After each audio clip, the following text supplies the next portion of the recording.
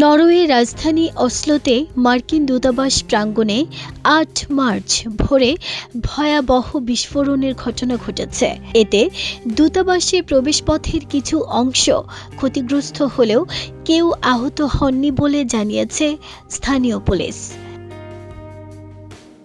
আন্তর্জাতিক সংবাদ মাধ্যমগুলো বলছে, ৮ মার্চ স্থানীয় সময় রাত ১টার দিকে পশ্চিম অসলোর মার্কিন দূতাবাস এলাকা থেকে একটি বিকট শব্দ শোনা যায়। বিস্ফোরণের পরপরই ওই এলাকা থেকে ধোঁয়া উঠতে দেখা গেছে বলে স্থানীয় সংবাদ মাধ্যমকে জানিয়েছে প্রত্যক্ষদর্শীরা। নরওয়ে রাষ্ট্রীয় সম্প্রচার মাধ্যম এনআরকে দেয়া এক সাক্ষাৎকারে পুলিশ মুখপাত্র বলেন, আমরা নিশ্চিত হয়েছি যে মার্কিন দূতাবাসে একটি বিস্ফোরণ ঘটেছে। দূতাবাসের কনসুলার শাখার প্রবেশপথে এই বিস্ফোরণটি হয়।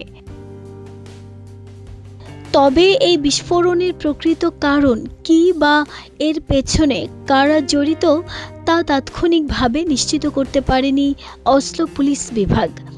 পুলিশের পক্ষ থেকে দেয়া এক বিবৃতিতে জানানো হয়েছে, তারা দূতাবাস কর্তৃপক্ষের সঙ্গে সার্বক্ষণিক যোগাযোগ রাখছে এবং এখন পর্যন্ত কোনো ব্যক্তি আহত হওয়ার খবর পাওয়া যায়নি।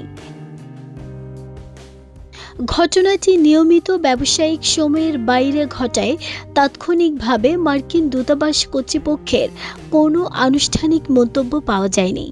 এছাড়া ওয়াশিংটনে মার্কিন স্টেট ডিপার্টমেন্টের সঙ্গে যোগাযোগ করা হলেও তারা এখনই এ বিষয়ে কোনো প্রতিক্রিয়া জানায়নি।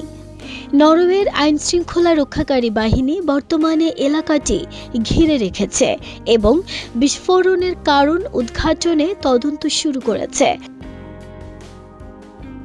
নাহিদা স্মৃতি, দেশ রূপান্তর।